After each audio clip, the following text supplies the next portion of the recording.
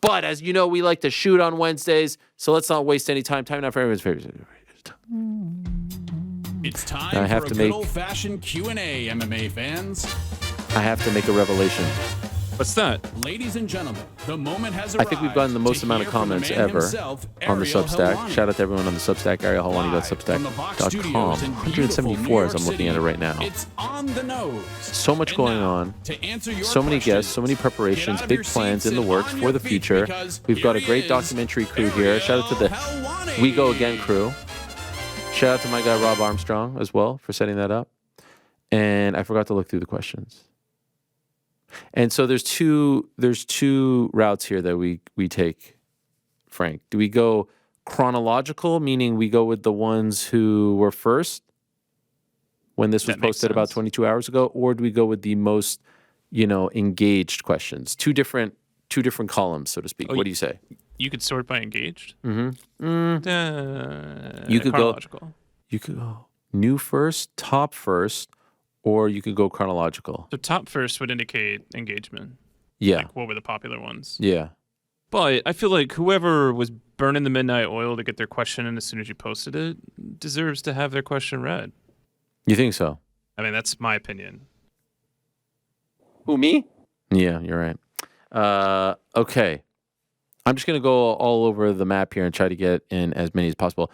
Now, the first question is very long, and I don't want to start with a very long question. So I'm sorry. Shout out to Cole, but it's just too long. Let's go to Just Jankum. Who wins in an MMA match between Rick and GC? In case you're wondering what the people are saying, GC wins to having marathon cardio. GC is like 120 pounds soaking wet. Rick is a middleweight. Rick would manhandle GC. Just Jankum replies to his own question. GC is at least 6'3", 230, solid muscle. Last I checked, he had a black belt in jiu-jitsu and was 2-1 in glory. Weird. Spud Greg, soaking wet with rocks in his pockets and a rucksack on. Rick dominates early, gets bored, loses focus, starts looking toward the future, and boom, GC with a sneaky choke. Rick, what are you weighing right now? 185? Oh, this is beautiful. I'm at 180 right now. I mean, this is like a legit 120 soaking wet, rocks in the pockets. I mean, come on. I mean, do we want to get serious here? I mean, we're talking 180. No, you stacked up muscle. You got it, GC. You got it. Yeah, I think cardio. I think we make this a 5-rounder. Rick has a ton of like big moments early on. I've been growing out the beard to protect the chin. I get wobbled in the second. Rick empties the tank from there. And then I go Marab cardio, win the last 3 rounds, 48-47. One judge has it 47-48 for Rick. Split decision. MMA Twitter's on fire afterward. It's super contentious on who won. And then we have to do a rematch from there. Taylor Catterall-esque. There was once a time... no, people know that I won. That everyone on Twitter is responding to everyone. They're like 3, 4, 5 GC clear. Could even have given him the first round. It was super close. Only clear round for Rick was 2 when he wobbled him bad. There was once a time, Rick, wasn't there once a time where we were trying to get you to fight someone in an amateur bout or something? I was getting in great shape, and your push to get me to fight was very. Was there clear, anything? Was there anything? Just never interested in that. No interest in fighting. Okay, including this match with GC. No interest right now. By the way, no interest in a charity match to help the kids. You versus GC, a charity match to help the kids. Charity boxing. No. If you're headlining the card in a charity match, I'll be. I was gonna say, let's get you out there, Helwani. Who, me versus Frank? There's a couple matchups that we can get out there. No. We'll get something with far more. It's an all crew card. It's just us. No bad blood. I'm out immediately. All right, fine. Even for charity. I was trying to do the charity bit because that's what people like to do when they call you. They're like, it's for charity. I know. You know? Oh, I know. I'm out immediately. Not even a charity boxing match? No, 0. No interest in fighting. Charity sock'em boppers, the big, the giant, like inflatable things you put on your fist boxing match. I saw there was a pillow fight league. We could do that. We can. That'd be fun. Get the pillows out. Wasn't there an MMA fighter in that? I'm pretty sure. It's actually not the worst idea. I bet AK Lee knows it because it's probably a missed fist. But I'm sure that was a thing. Even that, I'm 50-50. I'm not 100% in. All right. Well, that's that. Dylan, hey, Ariel, do you believe they went with Hill versus Pereira for UFC for the safety that they could put Yuri Prochazka in case of an injury? Wouldn't want another late fallout like 200. Can't know for certain because, let's be honest, this all came together rather quickly. I think ultimately it was just the best available and easiest fight to make given the time constraints. I think having Yuri on the card against Alexander Rakic, who certainly could be in that mix as well, despite his layoff, helps, strengthens the case. But even if that fight wasn't on the card, I still think they're making this one at this juncture because, as I said on Monday, these are the three guys that were offered or presented or bandied about with regards to Leon. And of course people ran with that. Like these were all sort of like the pie in the sky ideas that they had. But most of them never really, Shavkat was not available. Islam, Ramadan, Khamzat, I know he said that. I feel a little stronger that he would have done it, but maybe he's done a 180. They just didn't have a lot going on. And it, from what I was told, Izzy was down, but it was just too quick of a turnaround for DDP. So then what else is there? What else? So the main event that was supposed to happen 3 weeks later, easy one to push. The turnaround for Jamahal Hill blows me away that he's able to come back this quickly following a Achilles tear and surgery blows me away. I was watching this amazing conversation / interview yesterday between Kevin Durant and Rich Kleiman, his longtime agent. The conversation is great because it's a different side of KD that we've rarely seen because he's so comfortable with his guy, Rich. And they talk about all these things. It was riveting. I really enjoyed it. But one of the things they talked about was his Achilles tear in 2019 against the Raptors and how his leg was dangling, his foot was dangling, and the long road back and all that. And obviously every injury is different. But the fact that Jamahal Hill is coming back in 9 months blows me away. I give him a lot of credit for that. So we'll see. We'll see how he looks ultimately. Jeremy, question for you and one for the team. Hello from Switzerland. Hello. Regarding the women's title fight at UFC 300, you often talk about how you like the 2-minute rounds in boxing for women. I say I like it because it is all action and it's fast paced, but make no mistake about it. I think the women very much deserved and have earned the right to fight 3-minute rounds, as I've said, dating back to that fight right over there and before Taylor Serrano won. I mean, women in MMA go 5 minutes. I don't understand why women's boxers can't go 3 minutes. The 2 minutes are fun, but I think they should be on equal footing. That being said, Jeremy says, have you thought about 4-minute rounds for women in MMA? If not, do you think only 3-round fights also for titles would be better than 5 rounds? I just can't remember a good 4th and 5th rounds in women's fights. That's absurd. Didn't Alexa Grasso submit Shevchenko in the 4th? Pretty sure she did.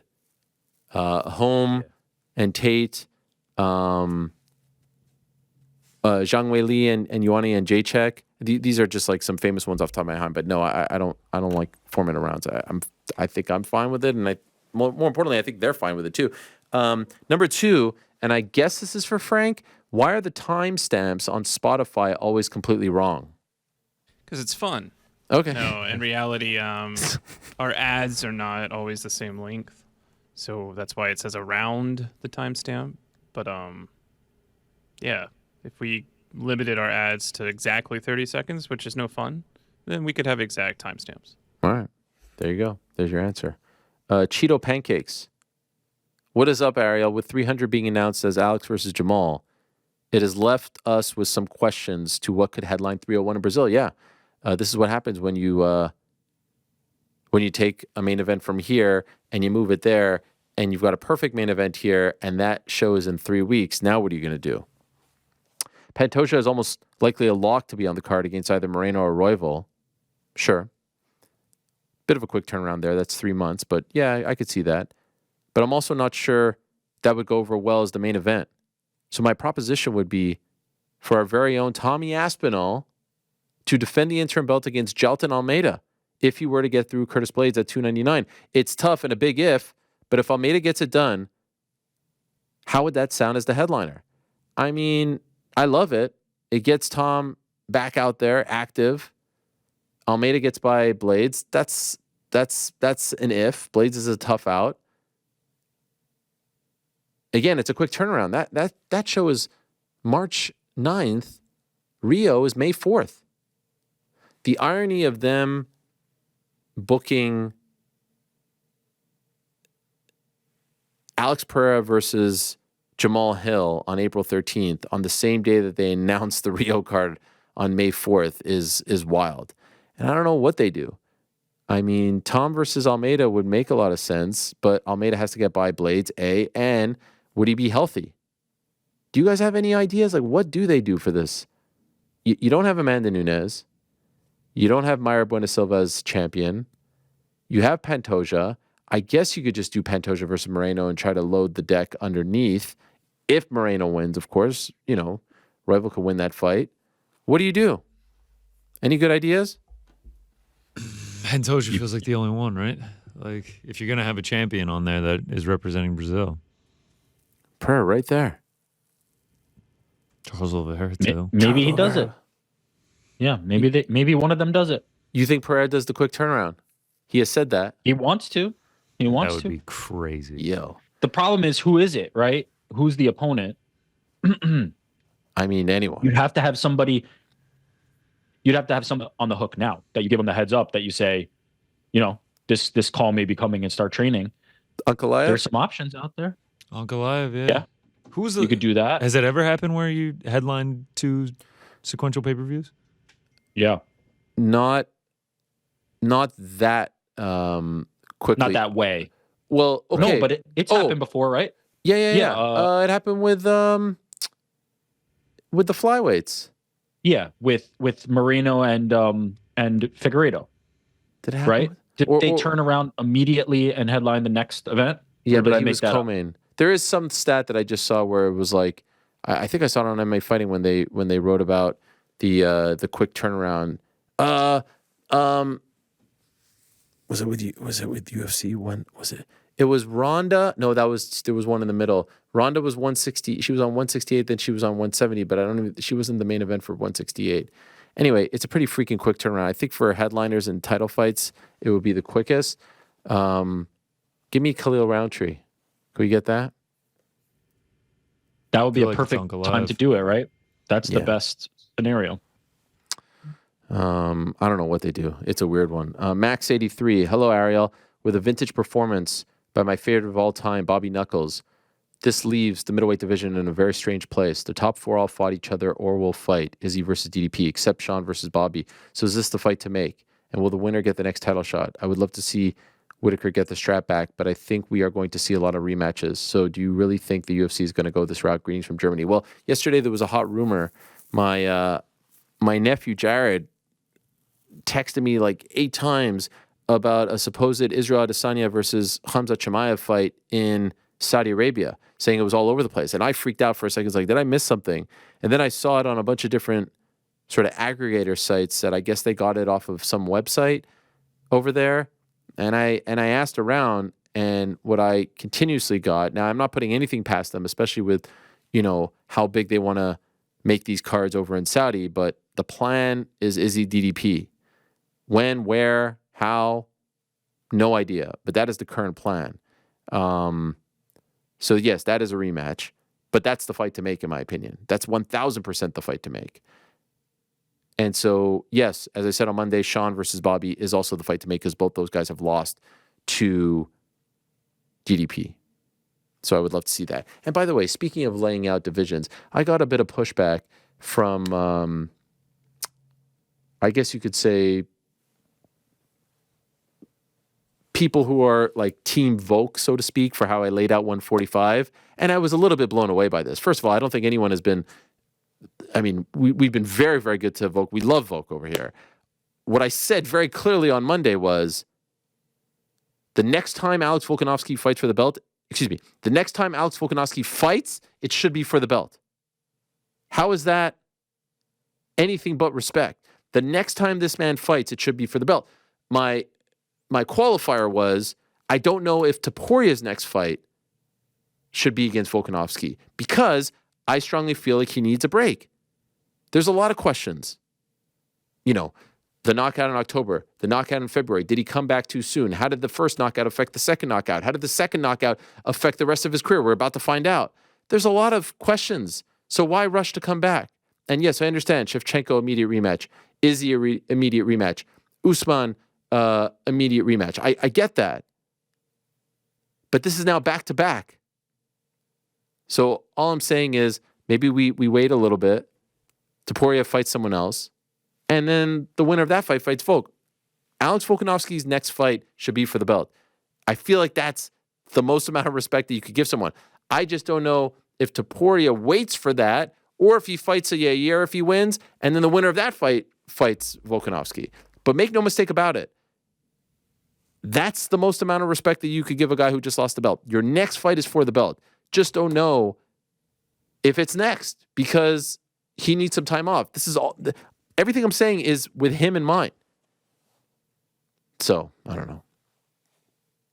Like, does it really matter if he's in Spain, if he's there? No, the next time he fights for the belt, period. But let's just see how the rest of the division evolves, and let's give him the most amount of time possible. And look, we don't know about the Spain thing. Is it a real thing? Is it not? I feel very confident that it's not happening before August. Maybe they feel like that's enough time. That's 6 months.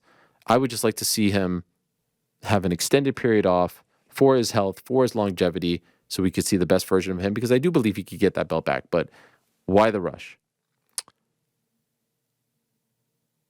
Interesting one here. Blake, hey, Ariel, given the money-making machine the UFC has turned into, do you think they considered making UFC 300 a two-night extravaganza a la WrestleMania? Given how stacked the card is, do we really need 8+ hours of fights on one night and early prelims? Imagine night one, 3-fight prelim headlined by Bobby Green versus Jim Miller. Then you have a 4-fight main card with a BMF championship as the main event. Night two, similar concept, 3-fight prelim card, which leads to a 4-fight main card. The UFC could surely sell out an arena 2 nights running, not to mention the extra pay-per-view buys it would generate. Given they didn't blow us away with the main event for the card, why didn't they apply some creative thinking to try to make this event feel more special? Understand what you're saying, Blake? Don't love it. You know, remember back in the day, even 200, they had 3 cards in a row. They had Eddie versus RDA. They had Joanna versus Claudia Gadelha. And then they had 200. It's overkill. I don't want back-to-back nights. I don't mind the Friday. Look, I love what PFL is doing, and it's something that I've said promotions should be doing every international fight week. I know the hundreds are happening every 6-7 years, so this is unique. But even international fight week, if I'm Invicta, I go there. If I'm LFA, I go there. If I'm PFL, I go there. So PFL announced yesterday that their second event of the 2024 season is going to be on April 12th in Las Vegas. So if you're in Vegas, you have a place to go. There'll be a ton of fans. There's something to do. Media, they are probably hoping will go there as well. Makes all the sense in the world. Brilliant. And there were some interesting names that were in the announcement. A lot of the Bellator guys, like Patricky Pitbull was in there. Liz Carmouche, flyweight champion, was in there. Dakota Dacheva. The flyweights are on the April 4th, so they're going to Wintrust in Chicago, San Antonio, and Vegas. Those were the 3 events that were announced to kick off their 2024 season. So that I'm cool with. Give people, just like WrestleMania week, you have, you know, your indie promotion here. You've got your Josh Barnett thing there. You've got your ROH here. Everyone should do that. Capitalize on all the people being there. But for the UFC to cut up the card, like, I don't really love the 2-night WrestleMania thing. I think it should be one night. You see the thing, the set, the stage, the hoopla, the buzz, the fireworks, and then it's a one-night contained thing. I feel like 2 nights is a little too much. And then we get into the whole thing like, oh, they main evented WrestleMania. Like, nah, Saturday's not the main event of WrestleMania. Sunday's the main event of WrestleMania. Now we're dividing up the distinction. Don't know how I feel about it. Big, get it, understand, but I'm a stickler for the old school. One night, everyone else do the indie shows leading up to it, but we culminate with the one big event. That's what I think. You've got the You've got the PFL Bellator Supercard on Saturday. My hunch is that they're going to announce that Francis is going to fight the winner of Ryan Bader versus La Problema. That's my later on this year. That's what the spidey senses are saying. So let's see. Ariel, did you see Michael Chandler call out Conor on Raw? What's up with that? Is this delay now a work? Did Iron Mike go into business for themselves? Is TKO using other properties to pressure Conor to accept Dana's terms? Is this all just supposed to be some harmless fun? Am I losing my mind? Are you? Who? Me? Please help. I think you're losing your mind. The delay is not because of Raw or WWE or it being a work. I had some people ask me, like you did, Evan, did Chandler go into this on his own, go into business for himself? You think Chandler took a live microphone and cut a promo on his own? No way. Now, it was interesting the way it was shot. You could see the logo was behind, and it was just like shot perfectly with WrestleMania logo. So I asked around about that. Are there any plans of this being on WrestleMania? I had to ask. I was told no. I floated the idea. I threw it out. Do like a face-to-face there, a stare down, a something, and announce it for June 26th. I think that would be fun. Obviously, 300 is next week. You could do it there. Did I say the? Why do I always say June 26th? June 29th? I'm not sure. I always say look that. At your calendar now. 626. I don't know. It's the 6 and the 2. I don't know. June 29. But I just think that you're starting to see more of that cross-pollination. Chandler was there. King Callum was there. Didn't love that they excluded my guy Oban, who was just sitting like right behind Chandler. Did you guys see him sitting there? Do we have that picture? Well, I mean, look at him. I swear it's like this guy is living. Yes. He's like a movie character in a movie about a guy that wins like a sweepstakes to live his dream life.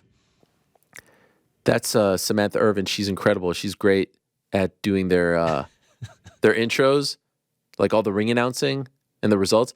They're Bruce Buffer, if you will. And they cut to her, and I'm like, there he is. Oh, out in the front row, right next to the brass, next to Chandler. Amazing.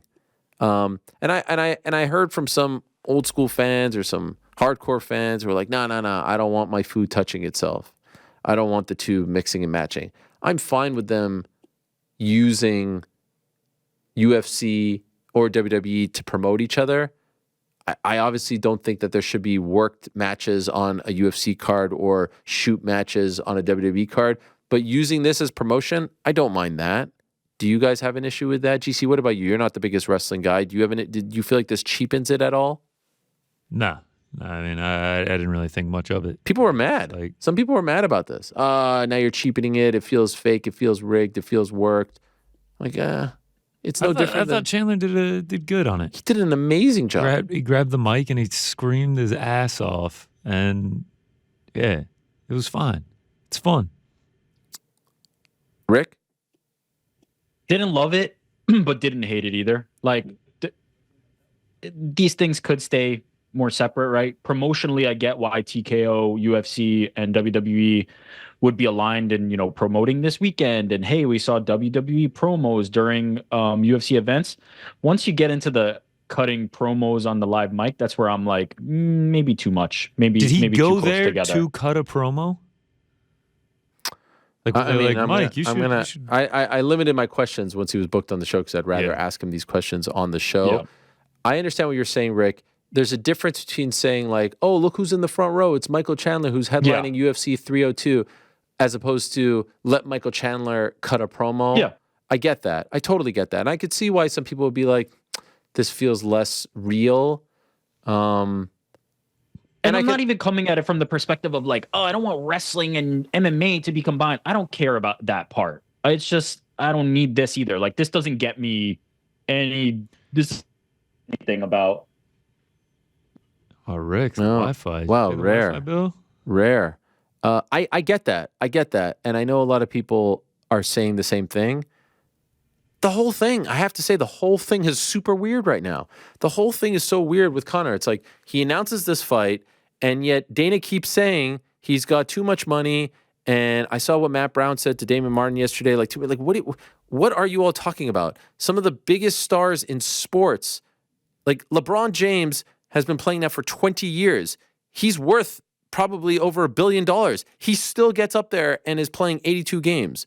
Football players, soccer players are making an absurd amount of money. They're putting their bodies through hell day in and day out. Floyd Mayweather and Canelo's making just as much, if not more than Conor, and he's fighting 2-3 times. What is this thing that he's making too much money? Can someone explain this to me? Because like he has said it. Is he lying to us? I don't think so. What's the issue here? We're just throwing out the International Fight Week, the announcement. Yeah. Like, was he trolling us? He got the date right. He did. You know what I mean?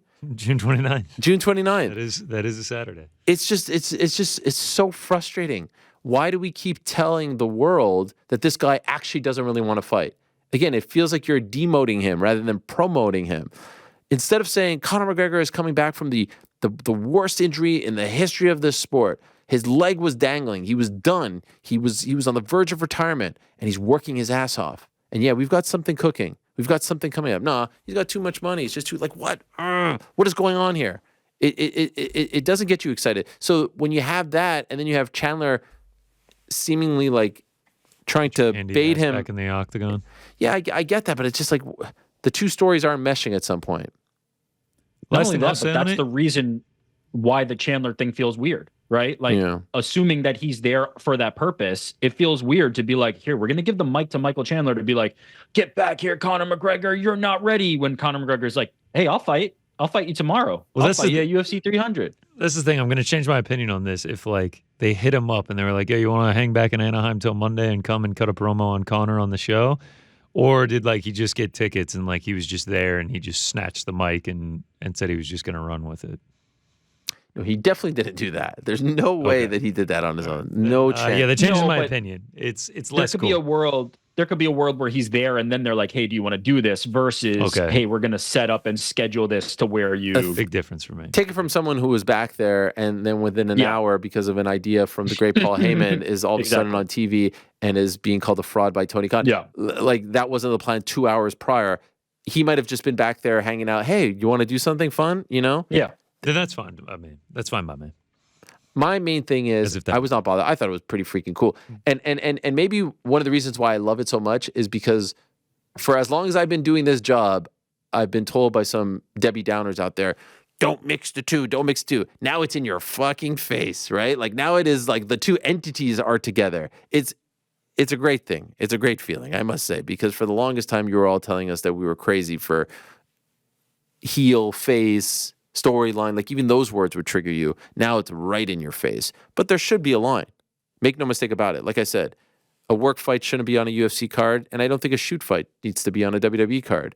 The latter would be less bad. Work fight on a UFC card would be horrendous.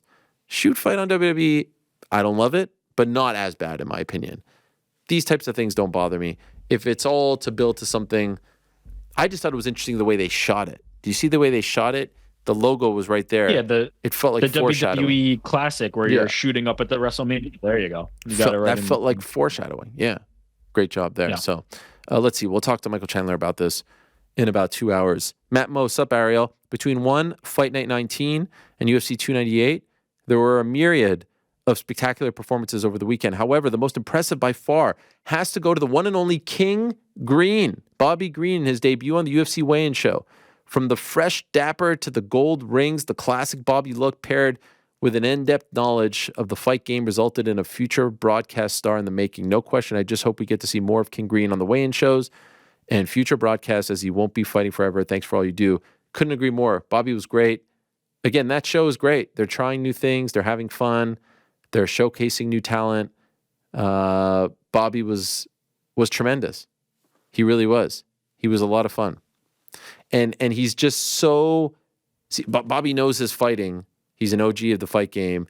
But he kind of has this, like, I don't give a fuck attitude. And he's dressed up. Like, the whole juxtaposition of it all was just perfect. Nailed it.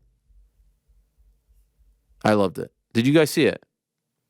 Yeah, it was good. I saw a few clips circulating, yeah. The Dern clip went pretty viral. Yes, that's right. That's right. Johnny Nicholson, good evening. Quick question about WWE and Netflix. Is the deal for Raw and SmackDown, or will it include the pay-per-views? If so, will they still be pay-per-view or free to air on Netflix? So in America, the deal is just for Raw, beginning January 1st. We don't know 100% if it's still going to be on Mondays. That's TBD. SmackDown is going to USA Network at around this time, and that's a multi-year deal. 2026, WWE's deal with Peacock for the pay-per-views, the PLEs as they call them now, expires. And so the question then will be, will Peacock, which is owned by NBC, Comcast, will they want to re-up that? Will they pay enough to re-up it? Because they'll still be in the WWE business because they have SmackDown on USA, which is owned by them as well. Or will Netflix come in and want those? And if they do so, will they just be a part of a subscription, like with the Peacock deal now? Or will they ask people to pay extra, like with ESPN Plus now? I wouldn't count out ESPN Plus trying to get those pay-per-views as well. Looking at the model that the UFC has, especially if UFC re-ups with ESPN Plus, they're both TKO properties. That would be, I think, very good for the business. So let's see. Thomas. Hi, Ariel. What did you make of Ian Machado Garry's reason behind not speaking to many of the Irish media last week? I would have thought his team would know how important that would be for connecting with the Irish people. Thank you and the team, as always, for your amazing work. I mean, I believed him. Sometimes people are canceling things without your consent. If you're a big star like that, there are handlers, there are people in front of you.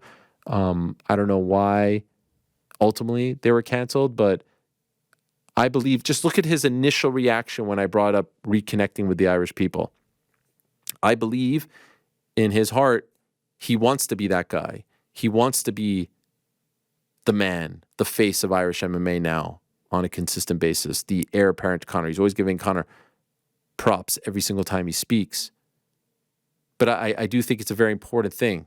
Like, that should be item number one. Media tour in Ireland, hit up all the spots, hit up every radio station, the mainstream stuff, the fight stuff too, but like, get your face out there, get the people behind you out there. Truly get them behind you. And so I don't know what happened with the interviews that were planned. I saw a lot of people talking about them, a lot of people I respect, a lot of people I believe. But I don't think it's too late to fix this or repair this. You just have to do a little bit of the work. They will speak to him. He's that big of a deal. No one, I think, is boycotting. But it seems like it was just maybe a bit of a, I don't know, miscommunication, overbooking, whatever. But I really do think he needs to go there and go on a great media tour and get the Irish people behind him. He doesn't have the benefit of living there, of being there, of walking around town, people seeing you, touching you. If you have a region like that, a country like that, backing you, it can make all the difference in your career. You need to run with that. Very, very important. Sky. Hey, Ariel, or Ski, excuse me. A bit of a hot tag here. We've seen some of the cross-marketing going on with WWE and UFC under TKO. Michael Chandler called out McGregor on Raw. Additionally, they sold VIP experience tickets. Watched 298 with Bianca Montez. Watched Raw with Michael Chandler. Didn't know that, but that would, further explain why he was there. Listening to the wrestling commentators speak along the years, I've always heard mention of pay-per-view checks. I got the impression that anyone that appeared on a pay-per-view would receive a bonus, system that sorely needs to be adopted in UFC, in my opinion. My question is, to your knowledge, do WWE superstars still mostly all get pay-per-view bonuses? I don't think so. Maybe the top dogs, but not the lower-end guys. And if so, do you think any chance the fighters see this as an opportunity to lobby for more? Every single fighter that appears on pay-per-view deserves a bonus. I don't hate that. But I don't think it's happening. I don't think it's happening. I think anyone who is in a top fight, if you, like, when Sean O'Malley is on the third fight from the top and he's clearly selling pay-per-views, something is owed. But the opener, who could be anyone, like on Saturday, do Anthony Hernandez and Roman Kopylov deserve a bonus? I don't know about that. But Paulo Costa did a great job. Ian Garry did a great job. etc., etc. But that's just the model, and I don't see it changing anytime soon. Before I get to the next question, did a good job here, 11 questions. Should I keep going, or do we have... Just a few, like one more question. Okay. Hi,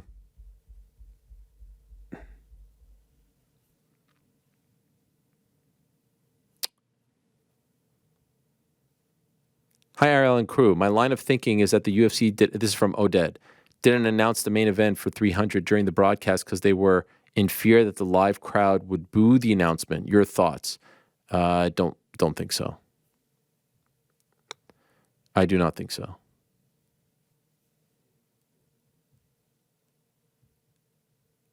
Abhisek, my guy. Hello, Ariel and crew. Hello from India. My question today is about the current UFC champions. If Cheeto manages to beat Sean, that leaves Raquel as the only active UFC champion from the U.S. Amazing.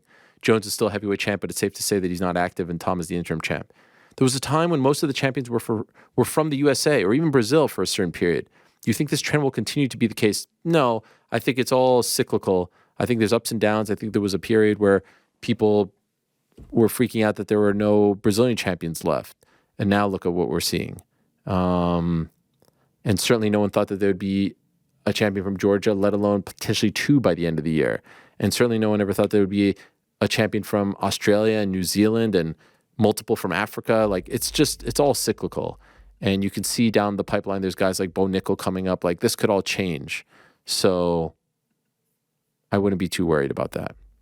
This is from Jeski, Mr. Helwani. No question, rather, I'd just like to say, as a longtime listener, this current crew is the best it's ever been.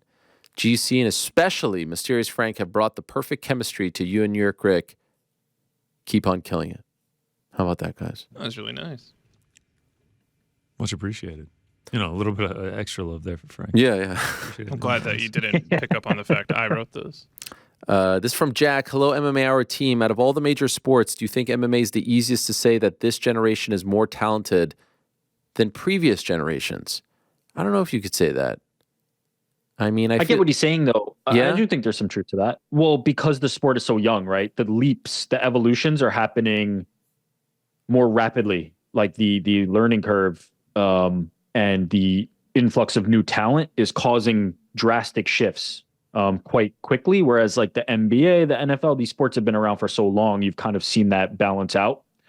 But I do feel like we're kind of reaching the point where it's slowing down. But think about what fights look like 10 years ago versus now. There is a huge difference. Certainly, if you look at the sport in 2005 and compare it to 2024, it looks like a completely different sport. If you look at the NBA, 20 years, yeah. Yeah, if you look at the NBA, it's not that different. So I get that. But I think you could also make the case like the NBA in the 90s was just as... It's just the players evolve, right? Like a Victor Wembanyama in 1994 isn't playing like Victor Wembanyama in 2024. So there's an evolution of that, but also like as the sport becomes more popular, there's an influx of different types of talent that are now coming to the sport, as opposed to the people that gravitated to it 20 years ago, 30 years ago. But I as I said, I think that's starting to even out now. I think we're kind of seeing what this will be moving forward. I don't think the leaps will be as drastic. There will be still obviously evolutions like any other sport. I also think because we're seeing a new sport come together, you're seeing, like, you remember, I felt like Rory was like the beginning of the mixed martial artists coming into the sport rather than the jiu-jitsu guy, the karate guy. Now you're seeing people just be great at MMA and grow up training and learning MMA as opposed to, oh, I started with karate or I started with wrestling. You'll still have those guys. You'll still have Johnny Eblin or Bo Nickel come in from these other disciplines, but I think you'll now just see like mixed martial artists. That was my entry. And that's... They're coming to it younger too, right? Like a guy like Ian Gary. Yeah. You know, like he's just a guy who grew up, became an MMA fighter, and that's what it was. Training every discipline. Rory is definitely one who stands out, I think, from the early era of that. But you see that more and more. And I think that will be the new norm. Amin, hello, Ariel. DC announced his new show with Uncle Chael in a fun promo over the weekend. I would like to know your opinion about it. Cheers. My opinion on it is, I had the joke over the weekend where I said, you know, I'd like to congratulate them, but I wouldn't mean it. Of course, I'm joking. I love both of them. And sure, both of them sort of ignore my existence when they're on the mothership. And I still have the picture there. I have Chael all over the place. That's fine. I'm not salty about it. This should have been the show from the beginning. It blew me away that they didn't just pair I was with both of them.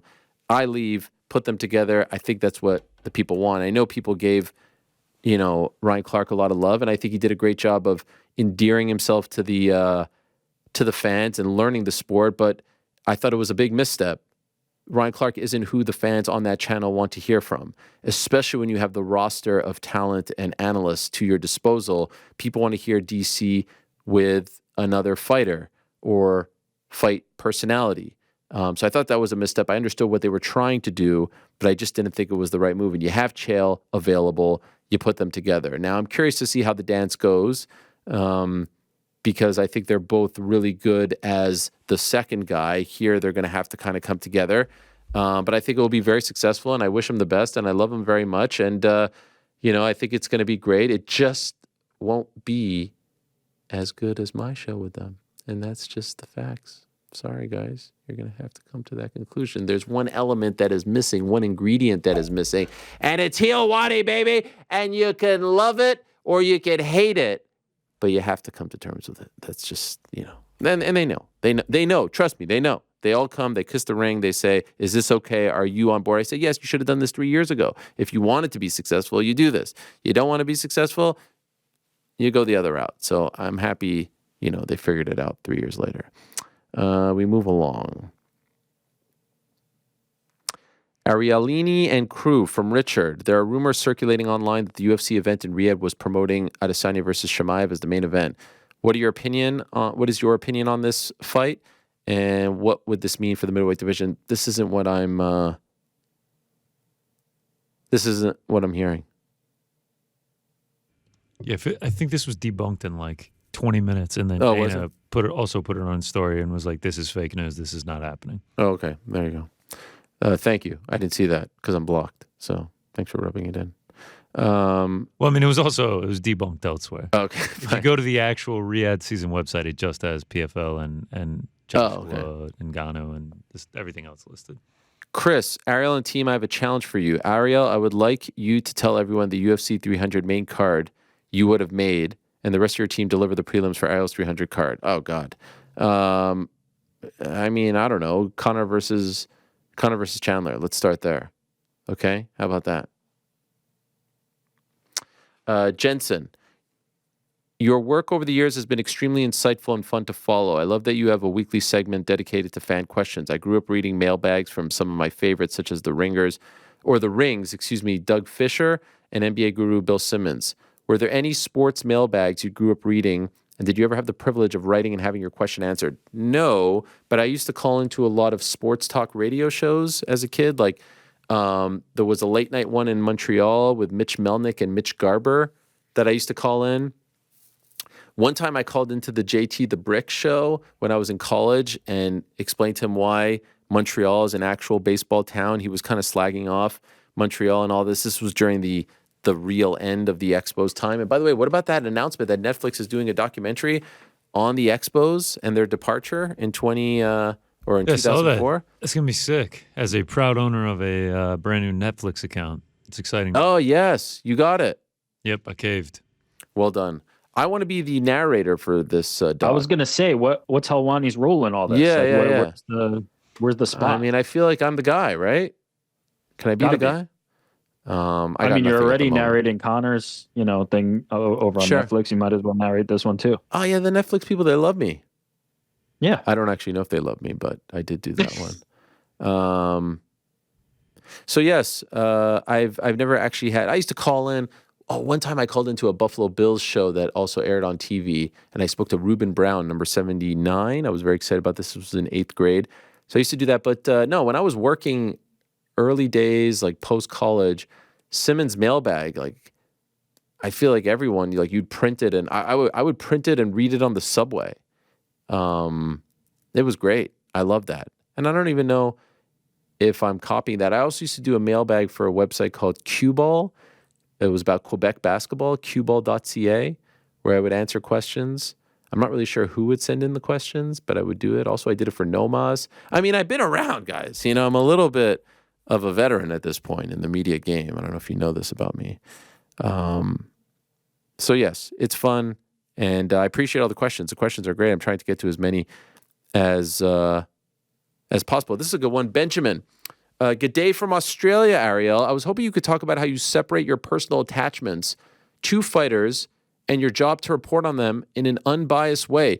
Is it ever a struggle to report dispassionately in MMA? It really crushed me to see Alex lose this weekend, as he is a personal inspiration to me. Does it ever get to you when a fighter you respect has a tough break in their career and then having to go on and dissect it?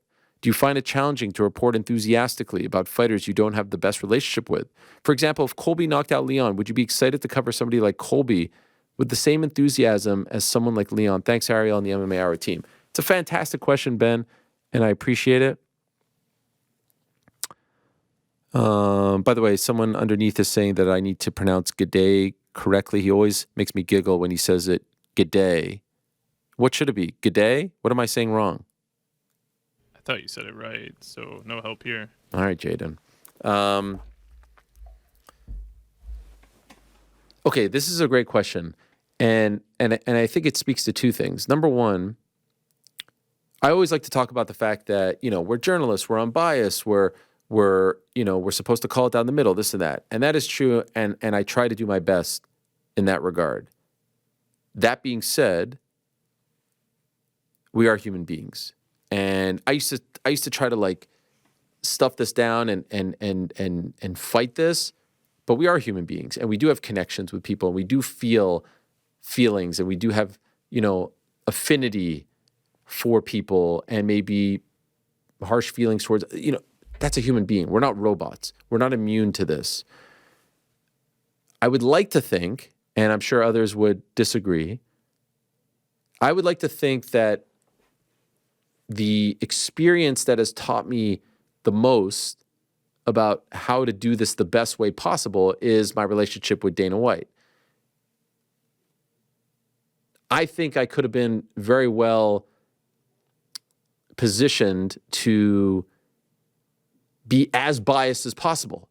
He has made things very personal when it affects your livelihood, when it affects your family, your well-being. It doesn't get more personal than that. Pot shots, insults, etc.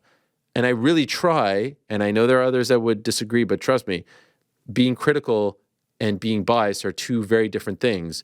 I really try to not view him as a person who has done these things or wronged me, but as just like an entity, not so much a human, but an entity. And that's the best way that I can handle that. So I will give props when props are due, and I will critique when critique is necessary, criticism is necessary. And I think that experience has allowed me to, trust me, there are guys that I don't like. There are guys who I don't respect. There are guys, especially in the last few months, people have said some pretty abhorrent things about my people. And, this is gonna trigger so many people. I've not said anything, but I'm sure the YouTube comments are gonna love this. But I have tried to ignore that and separate the two. I've tried my best.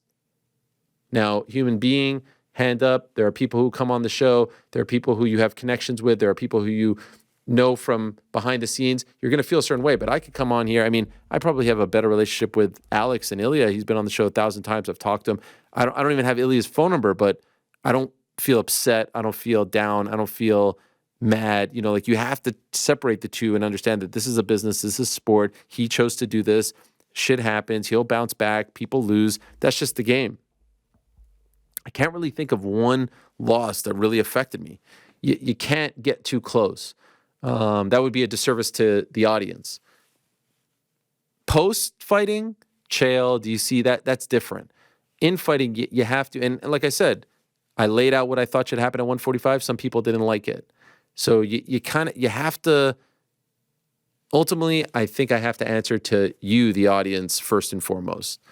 You try to have the best relationships, you try to have the best rapport, you try to have the best connections, but being an opinionist and being an interviewer is very hard to be both because you're ultimately going to eventually upset, annoy, piss off one person or another. So I try my best. Not perfect. Will never be perfect. I want to have good relationships with as many people as possible. I want to be as respectful as possible. And I think some people confuse that for instigating, or, you know, they confuse like the other side with instigating or shit talking. No, it's like, that's the job. You sit here for 4 freaking hours. You got to try to tell it like it is, because otherwise people aren't going to listen to you or watch you. But I try to do it with the most amount of respect possible. So yes, I totally understand where you're coming from. That's why I don't bet. That's why, you know, I try not to be too cozy, so that you can call it down the middle, tell it like it is. Taporia won fair and square. He's a stud. He's a star. He's going to be an even bigger star. And Alex hopefully gets another crack, and that's the way the whole thing evolves. Now, I think we have a question from our good friend Nim, because he did that great. The UK trivia. Trivia. To this? We have a new one, but I can't find it. I have it. Okay, do I need it?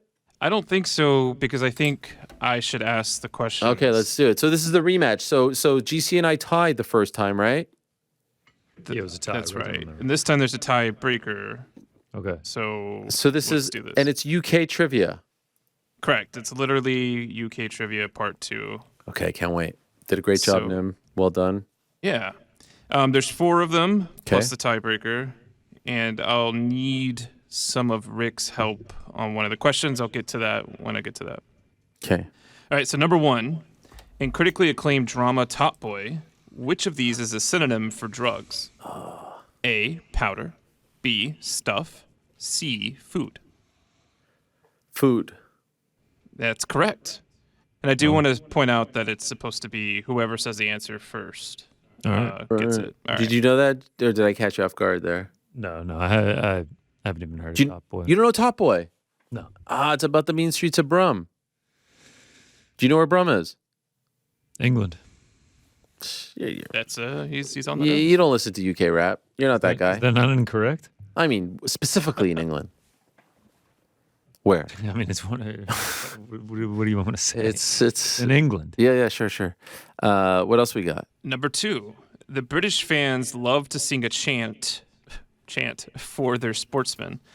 There's an extra point if you sing this answer, but what was the Ricky Hatton song? Walking along, singing a song, nice. walking in a wonderland. There's only one. Funny story. When I walked into, I think, Temple Bar in Dublin, I know it's not UK, for the Conor McGregor Diego Brandao fight week, I swear the whole place stopped and started singing, "There's only one Ariel Helwani, one Ariel Helwani." I mean, in unison. It's one of the great moments of my life.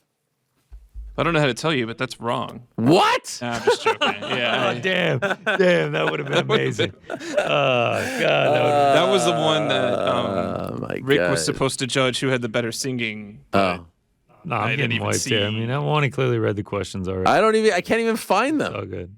All right. Well, number 3, Yes. which British darts player is considered the GOAT of the sport? Oh, dude, I actually know this one, Oh, but there's dude, no it's shot not I'm the gonna answer. think of it. There's no shot I'm gonna There's think of it. there's a documentary on him. Yeah, I went down a whole rabbit hole one time about how many championships he's won. He's so far and away the best. There's no shot I'm going to think of his name right now. Pizzi keeps telling me to watch the doc, and I haven't. He's like the goat, Yes. goat, though. It's like not even So close. are we giving How up? many times? Yeah, I give up. It's Is there a D in his last name? No. All right, I give up. Okay, well, it's Phil Taylor. Yep. That's right. All right, so for number 4... I said D, by the way, because it's Taylor. You can sometimes pronounce it Daylor. You know. There's no... Look, you asked me if there's a Good D, idea. there's no D. Connor, do you have a piece of scratch paper next to you? Yeah, I do. And a pen? No pen, huh? Yeah, I got a pen. All right, so for this one... Do I need to write something down? No, just Connor, apparently. He's going to write down his answer. You give your answer, Ariel, and then that way we're holding his answer to what he committed. Okay. It's fun. So number 4 is Arnold Allen's supermarket. Oh, wait. This is the tiebreaker, so we don't actually have to read this. You ruined it, But Frank. I think we should still... Yeah, sure. Yeah. Arnold Allen's supermarket question. Rank in order of luxury. Iceland, Marks, Spencer's, and Morrison. What? There's a place called Iceland? You knew this? Mm-mm. Wait. Tell me again. Oh, yeah, there's a place called Iceland. Yeah. Iceland? Yeah. Marks. Iceland, Marks, Spencer, and Morrison. Isn't Spencer's. Isn't it Marks and Spencer's? That's one Probably. place. Okay, that makes sense. You ruined it. Very cool. There's commas, there's ands. This is, they this don't is do the like last Oxford time with comma, the with the Lido or Lido just ruining it. We would have never even had to do this if he had pronounced Lidl correctly. Yeah. I would have gotten the tiebreaker. I'll go Marks, Iceland, Morrison. That is incorrect. Yeah, I mean, you ruined it. You ruined my vibe. I ruined it. Yeah, you ruined my vibe. Yeah, I mean, I don't think I'm going to get it, but I went Marks and Spencer, Morrison, Iceland. Look at that. Look at that white balance. That's correct. I mean, that white balance is just great. You can see clearly I mean, there it is. There it is.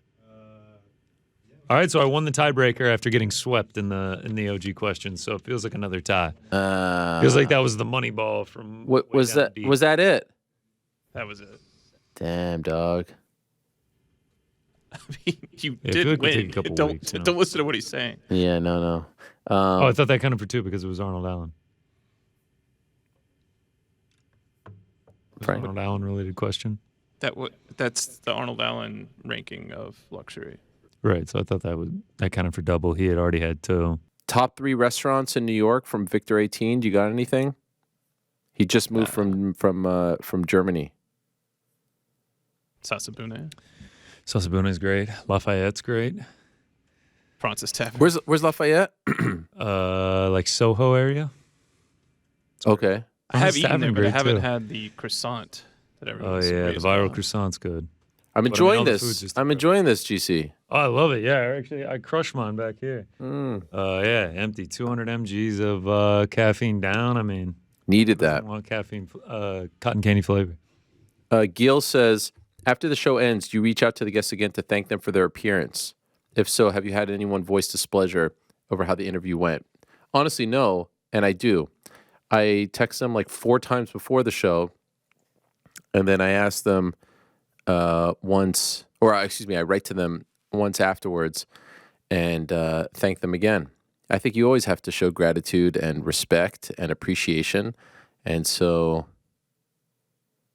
yeah, I always do that. And I do it myself.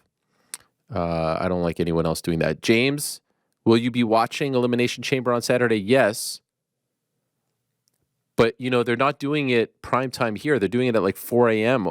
here to accommodate the Perth crowd. So it's going to be primetime there in the morning for us, not like because they don't have to sell the pay-per-views here, which I think is really, really interesting. So it's going to be an early Saturday morning. I mean, Saturday's going to be nuts, guys. Elimination Chamber in the morning, PFL Bellator, KSW, UFC in Mexico, Berlanga fighting, Andy Cruz fight. I mean, Saturday's a nutsy day. I'm actually going to Devils Canadians on Saturday too. Shout out. Simon, first time, long time. Has Alex Pereira become the most ultra white hot babyface in the whole UFC? It's not a bad question. Up there. Certainly up there. He is beloved. Question for GC from Kai. I saw you rocking the Napoli jersey in the Fight Feast video, and as a big football shirt collector myself, I was wondering what other jerseys you got in your collection. What's the pride and joy? Yeah, I got a few. I mean, the Ajax alternate from a couple years ago that's like blue and white. Love rocking that. When Kamaru Usman had his reign, I got a Nigerian jersey that had Nightmare on the back. I got a Dortmund Erling Haaland that I really love in the yellow and black. There's a lot, man, but there's a lot that I want to buy. Soccer kits ain't cheap, but I love getting to rock them. What's like your favorite one to get like at the top of the list right now? That I really want? Yeah. Man, I don't know. I'd have to get online and start shopping. It'd take me a while. It kills me to not get to all of these. There's so many. Question for GC: what does 100 units up total mean for you money wise? Like over $5,000 since we started this in September of 2021. Damn, good for you. Yeah, not a big better though. I mean, Right. You know, some people bet like $1,000 a fight. But yeah, Slow and steady wins the race, I guess. Yeah. Okay, one last one. Ariel, breaking news. Adam Silver is out as the NBA commissioner, and you've been appointed. Wow, mazel tov to me. First order of business, fix the All-Star game. Personally, I still enjoy the three-point, agree. That plus Steph and Sabrina was the highlight, agree. Commentary, not so much, but sure. Skills, dunk, actual game, not so fun, disagree. Skills was fun. Dunk was fine. You just need better people involved.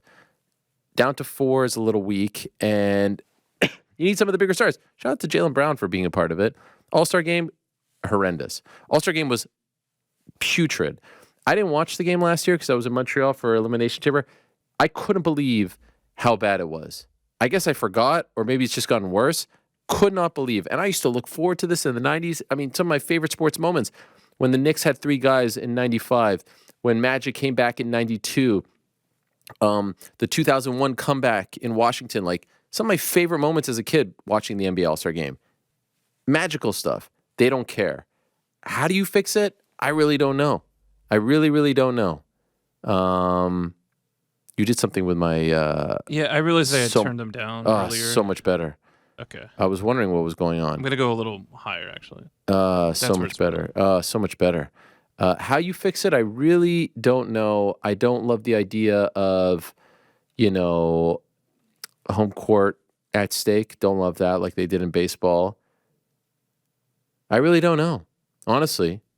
Do you have an idea? You guys don't even care about the All-Star game. You and Rick couldn't care less. It's not even a thing for you. It's become horrible. But haven't enjoyed it in 10 years. I love it. I legit. It's what is to love though? It's really not good. No. I loved it.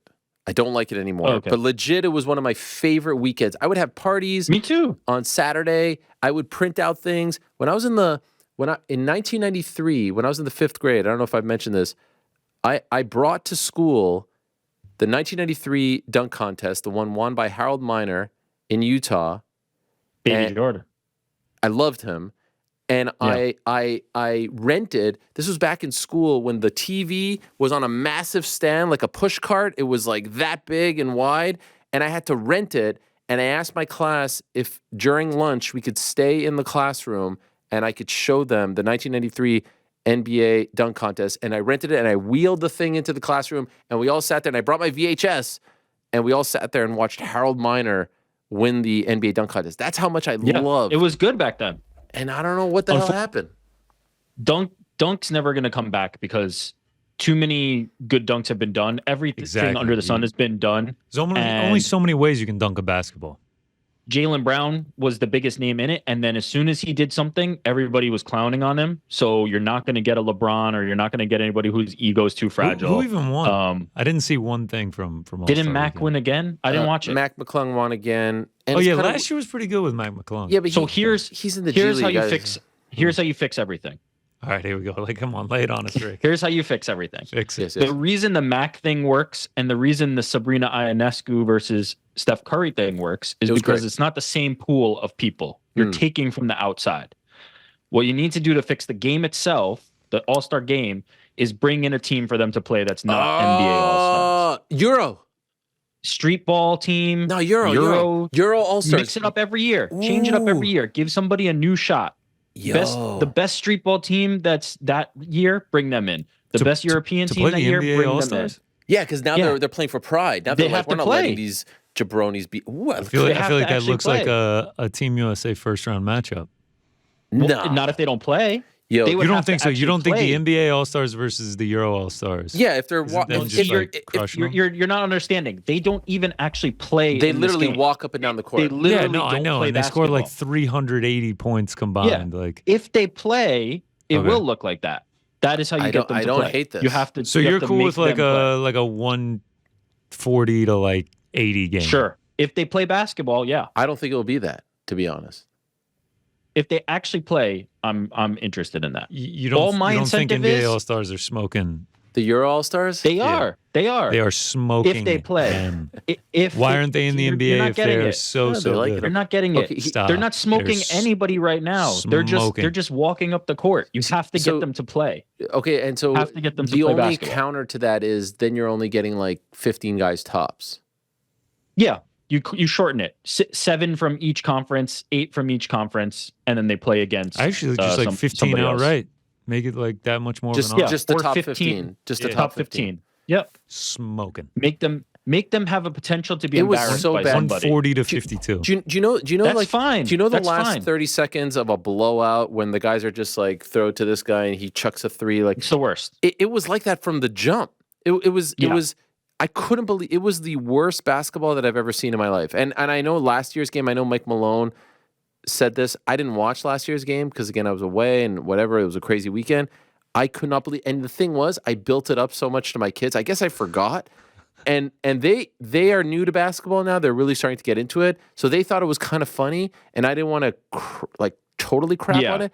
I was appalled. Like guys just chucking threes and not even jogging, walking up and down the court. Do they do the Elam ending? No, they got rid of They it. did, but they took it away. The one good thing the one thing I liked is that they went back to East versus West. I did like that. This whole like Team LeBron versus Team Giannis thing was stupid. I hated that. That's fine. It's fine, but if they're not going to play, they're the same. You know, It is like the same. it's like. But you remember that 2001 game when it was all like the ragtag East guys and they made the huge comeback? It was the best. That was the last Marbury time it and was good, Iverson. though. Yeah, it was great. I mean, it's just like the Pro I Bowl. also Pro Bowl like used to the actually be 3 something. versus 3 stuff that's been thrown around. I like the idea of like those smaller. Man, it starts games. with the stars. Like, you remember when Kobe was in Toronto? His last. Yeah. It mattered. He cared about it. So if those guys care, then everyone else is going to care. But if the dudes at the top don't care, the youngsters aren't going to care. They're not going to Pay them money too. Pay them more money. What's the difference though? The Kobe All-Star game was in 2019. It wasn't that long ago. It worked in the freaking in-season The Toronto tournament, one was which I think is 2019? also silly. Yeah. Or 2020 or something. Yeah, it was. I remember. The it in-season was. tournament was this year. They played a little bit this of season? defense. I do remember. I remember Kyle Lowry's like flopping in that game. Like yeah. it was No, actually like competitive. He's taking charges and stuff. Yeah, It's great. Yeah. Anyway. But I would give them the potential for losing to somebody who's actually going to play basketball and see what happens. Best college team that year. Pick any. I don't care who it is. Pick somebody that will make them play competitive basketball to win, and then let's see. Good news is in the works, Helwani celebrity game next year. Just put it on the calendar. wait, That's working. is this legit? That's This is happening. legit. Oh, it's in the works. It's legit in the works. Wow. It's legit in the works. I said this last week. It's the one thing All-Star Weekend I actually do still watch is the celebrity game. I love the celebrity game. You'll Man, I be didn't there. watch a second. Cassidy Hubbard will come out, announce you. Oh God, I'm so excited about this. Can I come? Yeah, it's Can I be like your? it's Chase Center, San Francisco. I'm in. I don't care what it is. I just want to be No, I'm involved. just letting in you the know where it is. celebrity game. Yeah, no, I'm gonna be there. I'm there. I'm gonna cross. I'll be there no people up. matter what. I'm gonna Bring me cross people in. up.